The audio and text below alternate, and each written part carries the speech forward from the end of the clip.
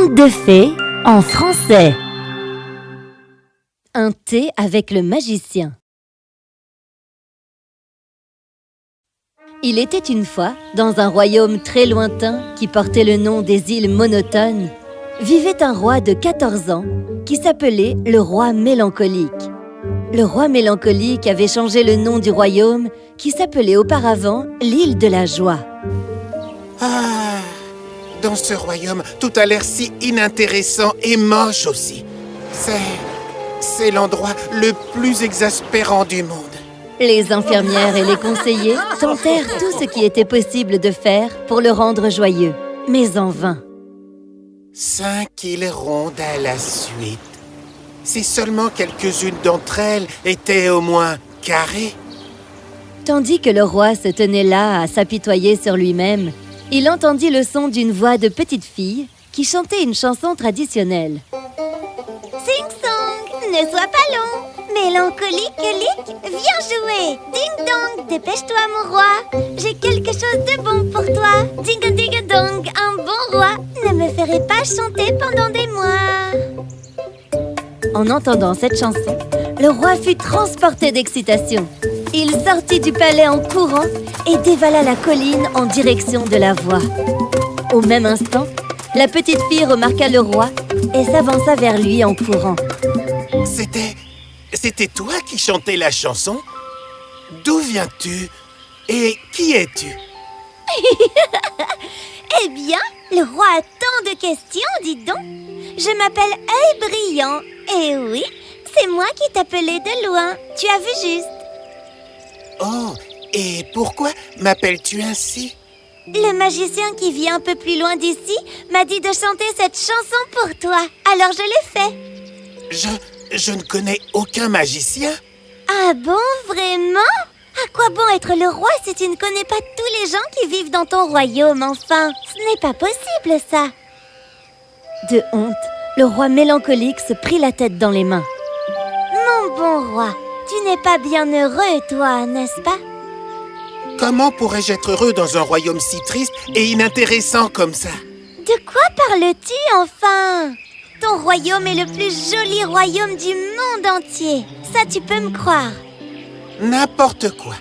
Monte sur la colline avec moi et je te montrerai ce à quoi le royaume ressemble vraiment. Le roi et la fille se ruèrent tout en haut de la colline. Une fois arrivés au sommet, ils regardèrent le royaume. Eh bien voilà. As-tu déjà vu quelque chose d'aussi inintéressant? Inintéressant? Regarde comment le soleil brille sur les champs de maïs. Et regarde ces étendues de fleurs rouges et bleues. Rouge? Bleu? Je ne vois que des fleurs grises. Bon, et la mer alors? Tu sais très bien qu'elle ne change jamais. Oh! Mais la mer a des visages si différents. Et même aussi tellement de voix différentes, tu sais, n'est-ce pas? Tu es un poltron? Non, pas du tout. Mais si j'en étais un, je te ferais voir les choses du bon côté et pas du mauvais. Oh, tu sais quoi? Pourquoi n'irions-nous pas voir le magicien pour lui demander de te désenchanter? Le roi mélancolique n'y réfléchit pas à 2 fois et accepta tout de suite. Les deux redescendirent la colline et arrivèrent bientôt sur les berges d'une charmante rivière. Là, un tout petit bateau rond comme une baignoire les attendait. Et ils grimpèrent dedans ensemble. On s'amuse tellement!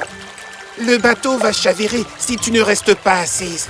Assieds-toi et laisse-moi diriger. Je vais nous faire descendre la rivière. Tu n'as pas besoin de faire ça, tu sais, car c'est le bateau que le magicien m'a donné. Et il t'emmènera toujours là où tu veux aller. Crois-moi. Ils s'assirent sous le soleil, tandis que le bateau flottait tranquillement. Ils trempèrent leurs mains dans l'eau, sans risquer de tomber en faisant cela. C'était un super moment pour tous les deux. Quand le bateau s'arrêta, ils se retrouvèrent au bord du rivage et, juste à peine plus loin, le long de la plage, se trouvait la demeure du magicien. Ils marchèrent à sa grotte et en trouvant la porte ouverte, les enfants y entrèrent. Waouh! C'est une grotte? Le roi mélancolique fut frappé par l'intérieur magnifique de la grotte quand il repéra soudain le vieux magicien, assis dans son fauteuil et qui leur souriait. Œil brillant courut vers lui. « J'ai amené le roi jusqu'ici. Seriez-vous un assez gentil magicien pour accepter de le désenchanter ?» Le magicien se leva et serra les mains du roi, juste assez pour le faire se sentir à l'aise comme chez lui. Vous êtes de très gentils enfants et vous me demandez de l'aide à l'heure du thé. Je n'aime pas prendre le thé seul. Alors, souhaitez-vous le prendre à même le sol ou je fais venir une table? Le roi vota pour le sol, car il avait toujours pris tous ses repas à table pendant toute sa vie. Mais Œil Brillant voulait voir ce qu'il se passerait s'il choisissait la table. La table, s'il vous plaît. Le magicien acquiesça et frappa d'un coup par terre. Et alors, une superbe petite table avec 3 chaises entrèrent dans la pièce en marchant comme des personnes et s'installèrent au centre de la pièce. Eh bien, je ne savais pas du tout qu'une table et des chaises pouvaient marcher. Pourquoi pensais-tu qu'elle avait 4 jambes? Le magicien s'affaira à la tâche et alluma le feu pour chauffer le thé. Et les 2 enfants allèrent au placard pour prendre la jolie vaisselle et des choses à grignoter. Ils furent fous de joie de trouver le placard rempli de crémeux au chocolat et de gâteaux aux prunes. Prendre le thé ensemble fut très agréable. Le magicien et les enfants discutèrent de tout et de rien, tout en sirotant leur thé chaud et en croquant dans les délicieux gâteaux à la crème. À la fin, les 2 enfants se souvinrent de la raison de leur visite chez le magicien. Monsieur le magicien, j'ai besoin de votre aide. Il y a quelque chose qui ne va pas dans la façon dont je vois les choses. En effet, c'est vrai. Les poltrons ont jeté de la poussière dans tes yeux quand tu étais bébé, de sorte que tu ne puisses voir les choses de la même façon que les autres personnes. Quoi? Pourquoi ont-ils jeté de la poussière dans mes yeux? Parce qu'ils n'ont pas été invités à ta fête quand tu es né, voilà tout. Les poltrons n'aiment pas ça, mais eux seuls sauront quoi faire. La meilleure chose à faire pour toi, c'est de te rendre là où ils habitent et leur demander d'annuler le sort. Mais attention, c'est un long chemin si tu y vas seul. Je viendrai avec toi. J'ai toujours voulu aller de l'autre côté du soleil. Comment on fait pour aller là-bas, monsieur? Eh bien, d'habitude, on y va en sautant sur un rayon de soleil. Mais je pourrais vous y envoyer en un éclair plus tôt. Il descendit un gros sac de l'étagère, étiqueté « Orage » et plongea sa main tout au fond. Œil Brillant se rapprocha un peu plus près du roi, en espérant que rien n'explose dans un gros bruit. Alors le roi mit ses bras autour d'elle pour qu'elle se sente plus en sécurité. Je te tiens à 2 mains et ça ne va frapper personne du moment qu'on s'en occupe avec grand soin. Maintenant, partez en un éclair. Ils n'eurent le temps de se rendre compte de rien et se retrouvèrent de l'autre côté du soleil. Ils restèrent un moment allongés sans bouger, là où ils étaient tombés. Puis, ils s'assirent, frottèrent leurs yeux et regardèrent tout autour d'eux. Oh! Je n'avais pas idée que ça ressemblait à ça, dis donc. Alors, qu'est-ce que tu en penses? Un poltron était assis sur son front, sa manière préférée de reposer ses jambes. C'était très drôle à voir. Il y a pas mal de brouillard. Un brouillard jaune en plus. Je ne pense pas que ce soit un brouillard jaune. C'est plus comme un soleil un peu brumeux, non? Vous avez raison. Ce sont les gens de devant le soleil qui l'appellent le brouillard jaune. Ils sont aveuglés par leur propre soleil. C'est l'arrière du soleil. Je crois que je préfère de loin le soleil qui brille. Ah, c'est débile. Chez nous, tu aurais tous les avantages du soleil et aucun de ses inconvénients. Pas de coups de soleil, ni de taches de soleil. C'est drôle que tu n'arrives pas à le voir. C'est de ta faute. Si tes amis ne m'avaient pas jeté de la poussière dans les yeux, je verrais ton pays en pleine lumière. Ah, bonté divine. Ainsi tu es venu pour te débarrasser de ton sort. Cependant, on ne peut rien y faire maintenant. Tu ferais mieux de rentrer. Peu importe que tu vois les choses du mauvais côté. Non, pas peu importe. C'est pour ça qu'on veut que vous repreniez le sort, s'il vous plaît. Le poltron sauta d'une jambe à l'autre et finit par trouver une solution réfléchie.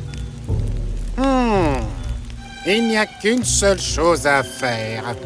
Il faut échanger vos yeux. Les enfants fixèrent le sorcier, puis se regardèrent un moment. Très bien. Comment est-ce qu'on fait? Dis-nous. C'est assez facile. Tout ce que tu as à faire, c'est souhaiter de tout ton cœur d'avoir les yeux du roi à la place des tiens. Et voilà, c'est tout. Attends, si je prends ses yeux et elle les miens, elle verra toujours tout de travers. Le roi avait parlé trop tard, car Œil Brillant avait déjà fait son vœu d'échanger ses yeux. Et en un rien de temps, ses yeux devinrent bleu profond, tandis que les yeux du roi devenaient marron foncé. Le roi fut très en colère contre le poltron, tandis qu'Œil Brillant riait gaiement à ce qu'il venait de se passer. Regarde ce que tu as fait. Elle va tout voir de travers jusqu'à la fin de ses jours. Ne fais pas l'enfant ridicule. Ramène-la à la maison et essaie-toi de voir les choses du bon côté. Sans même s'en rendre compte, ils se retrouvèrent debout au sommet de la colline et regardèrent en bas vers le royaume des îles monotones. Oh, c'est mon royaume, ça? C'est tellement beau. Regarde comme le soleil brille sur les champs de maïs et aussi les superbes champs de fleurs rouges et bleues. Tu ne trouves pas que c'est un royaume magnifique? Œil Brillant sourit pour dire qu'elle était d'accord, même si elle ne voyait plus que 5 îles à la suite l'une de l'autre. Oui, comme tu le dis, c'est un magnifique royaume. Et c'est ainsi qu'ils purent voir à travers des yeux de l'autre. Au bout de quelques années, le roi mélancolique fit d'Œil Brillant sa reine des îles monotones. Et elle porte désormais une couronne à la place de son chapeau de soleil. Elle avait donné ses yeux au roi mélancolique en se sacrifiant, mais elle était toujours heureuse, ce qui prouve que le pouvoir de l'amour sincère et détaché de soi apporte la plus grande joie et la plus véritable satisfaction qui soit.